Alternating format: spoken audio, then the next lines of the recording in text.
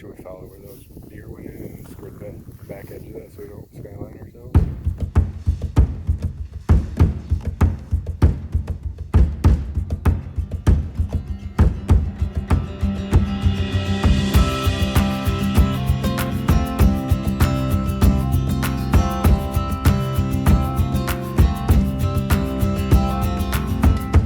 Ten words etched in stone,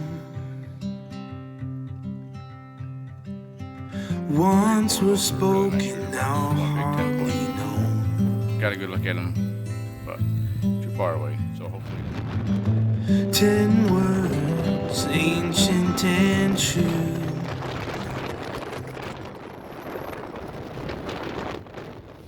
I'm gonna check the wind, Blake. I think it's going that way. Yeah, it was about a 5 mile an hour. 50 mile an hour. It's blowing pretty good. Came down here because I saw the antlers. I knew it was dead, but we called the game warden and they got shot. So apparently you can't keep them if it's got any kind of bullet marks or it looks like it's been shot somehow. So left a message for the district, the area game warden, and hopefully he gets back to us. But we called a different game warden, got a hold of them, and so when this area game warden calls us back, we'll let him know where he is, and they'll probably have to start an investigation. So yeah, if you find a deadhead, it looks like it's been shot, just leave it where it's at. It's kind of a shame. They'll get to take it home, but they need to do their job and figure that out. Figure out if it's linked with anything, and don't shoot at running deer. I mean, that was a terrible shot, obviously. Probably had a bullet hit the body, and then had a bullet, multiple shots, had a bullet hit the horn, and then it just lied here and rotted and was coyote bait. So call the game warden, don't be afraid of them. Call them and talk to them and figure out what the rules are, what they want you to do with situations like this, and study the rules before you leave. And don't take bad shots.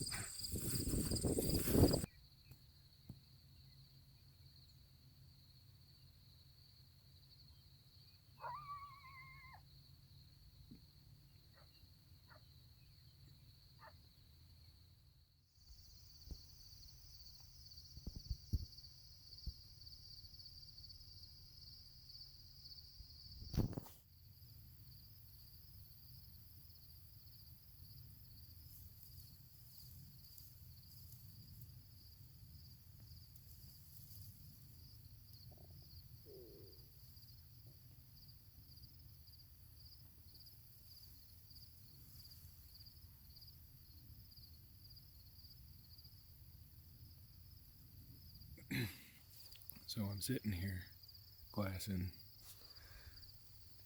down in all these drainages, and I've been sitting here for about an hour and a half, and picking the landscape apart. And a buck and a doe stand up in front of me about 48 yards, and the doe knows something's up, and the buck turns up and looks up the hill, but he didn't know where I was. And I don't have an arrow knocked or anything, I'm looking for something to sneak up on, not something to sneak up on me, but that's why you always got to be ready. But anyways, he stands there checking me out, trying to figure out what I am, and he lets me real slow. I range him at 48 yards. I grab my bow and I pull back, and he was on the line. He was a 4x3, and I didn't know if I wanted to shoot him when he first stood up. He was kind of a younger buck, probably 2 or maybe 3, and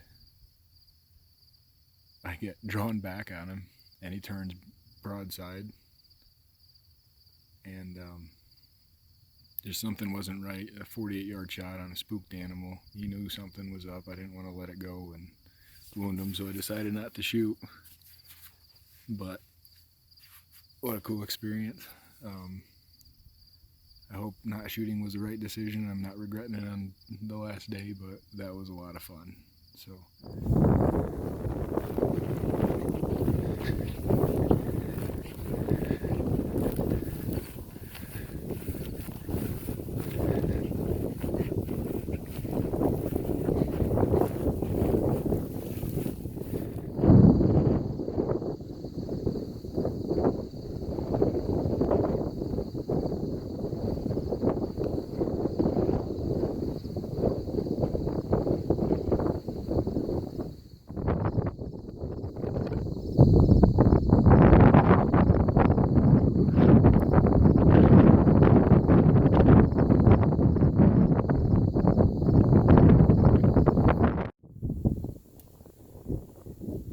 you having fun? Always. I'm hunting and not at work, so. That's always a good day.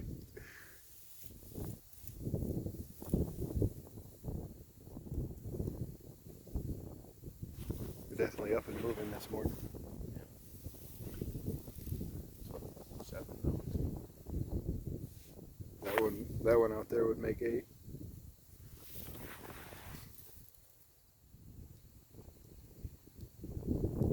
So this is day 3, and we've seen deer. Blake put a stalk on a buck, and last night I was glassing on a hillside. Sat there for about an hour and a half, and a buck and a doe stood up about 50 yards from me, and I ended up being able to get drawn back on him, but I didn't shoot him. It just didn't feel right. My body was in a weird position, and it was a long shot. He was alerted to my presence, so decided not to shoot him. Probably regret that later. Day 5, I'd have probably let it fly. You could shoot it on the last day.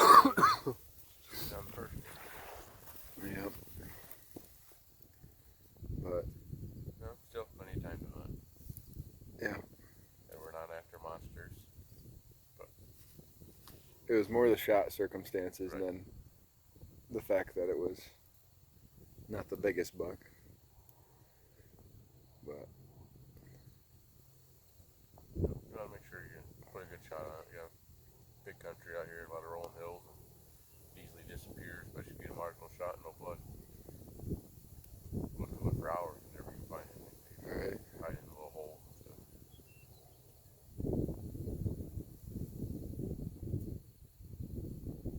we found some nice whitetails though too on some alfalfa fields, so neither of us are set on a mule deer, especially if they're 150 class whitetail. I'm sure I can make room on my wall for one. Yeah, there's plenty of room in the freezer.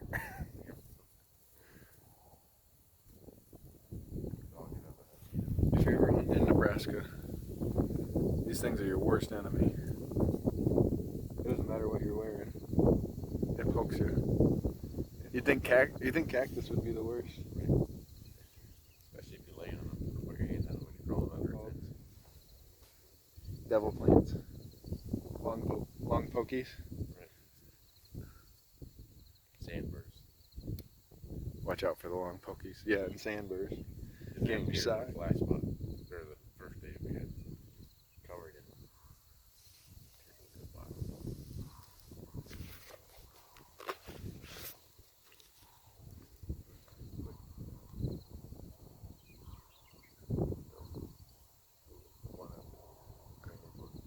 There's one up above them too. Two does and a fawn. Those are the ones that came down the hill. Yeah, she is.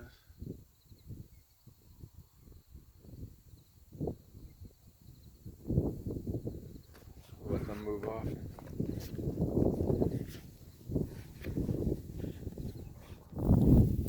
Shooting these new elite rituals, and these things are deadly, so got a couple of deer over there in the drainage. We'll see how far they are.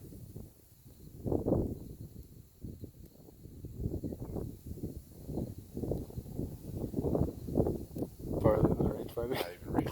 That's too far. They're too within range, though. So, I'm gonna send it. Might as well. They pretty much got homing beacons on them, so they'll find a deer. You just launch an arrow and they'll find the biggest buck in the area on its own.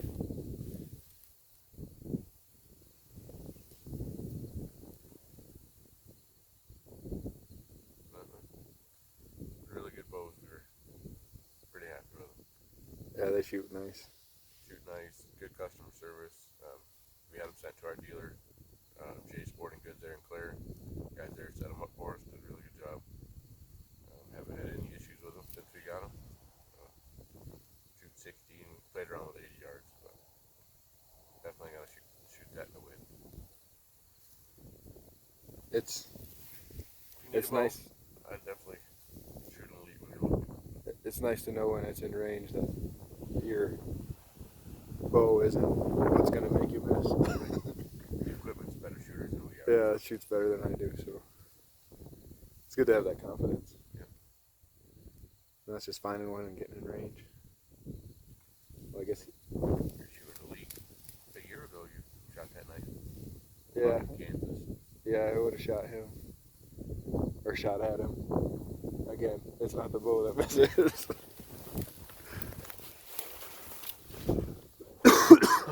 Oh, I never missed. It's got to be the equipment.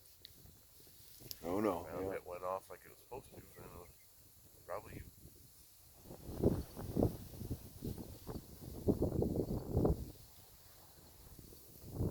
Hopefully we can get some. Let's take one more good look and then go down and see what those are. That's fun. I'm gonna go over here and find Blake. Check out one more cut, and hopefully nothing turns up this morning. We're gonna get Blake a nice whitetail this afternoon. So we'll see if we can go find Blake. Check back in. Fourth day here in Nebraska, hunting a CRP field that butts up to an alfalfa field. Sat here last night, saw probably 30 deer. Saw like 6 or 8 bucks, and 3 or 4 of those were really nice shooter bucks. One big 10-point. Got a good look at them, but too far away. So hopefully tonight he'll step in. I moved in a little bit closer. Winds changed a little bit, so might make a big difference tonight whether or not he shows up or I get busted. But not really much cover here. The grass is tall, but not really anything to hide in the way the wind's blowing. The whole creek bottom that they're running up and down, pretty much the whole way the wind's running. And if I get on the other side, it's where they're bedding up. So I'm hoping the Lord's on my side and let it all work out tonight. But I don't feel too confident, but probably the last evening maybe here. We'll be chasing mule deer again tomorrow morning. So I'm hoping to get a whitetail tonight just because there's some big bucks here. We've been hunting 4 days now. Seen only 2 mule deer bucks, and those were on the smaller side. I would have shot either one of them because I haven't killed one before. But so we're hoping tonight pans out. Otherwise, it'll probably be trying to fill the tag. We only got 2 more days heading back Saturday morning back to Michigan. So it's a long drive and don't want the meat to spoil. So if we get something, we gotta butcher it right away. It's 90 degrees here and it has been just about all week. So hopefully tonight I'm sitting here and Russ is probably a couple miles away. Walked in through some valleys to try and get to another alfalfa field. So hopefully we'll be able to put something together and put one on the ground tonight.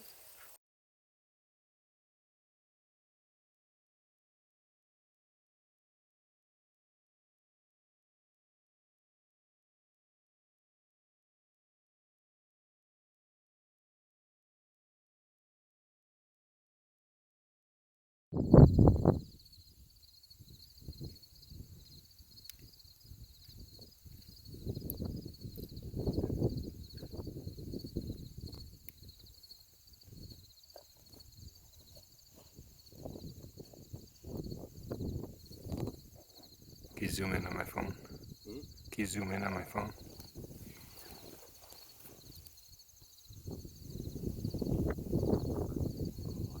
No, it's good. Looks like she's resting her head against that sand.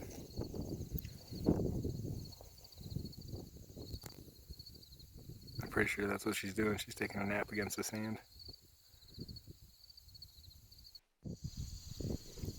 So they got up and moved, and they must be close because Blake keeps arranging something. He might be just checking distances before, but yeah, just checking distances. What things have your eyes seen while peering at me?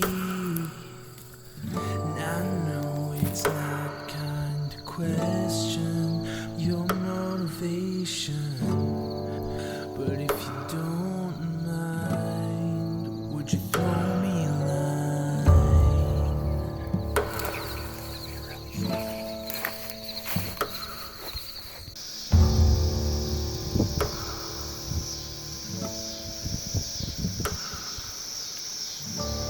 What ways should I feel?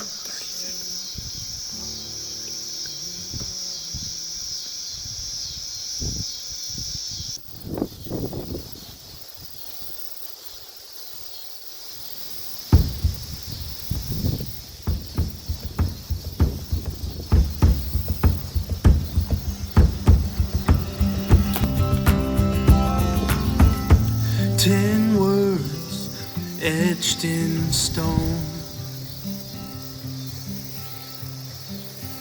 once were spoken down.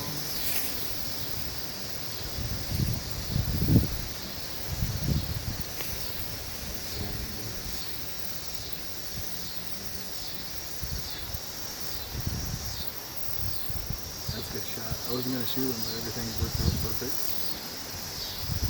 And last day, and my main priority was meat, so just watched the 10-point run through here, and I was really. Well, we got an hour left of daylight. I didn't want to give up the opportunity. It's pretty good. Here we are getting ready to take care of Rusty's deer. And this little guy decides he's going to start walking in on him. And all people, we have these words revealed. Hungry. I'll go to the alfalfa. To live our lives in the light of your grace.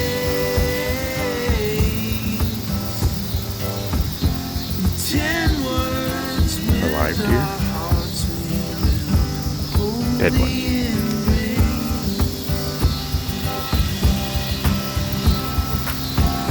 Deer's maybe 30 yards.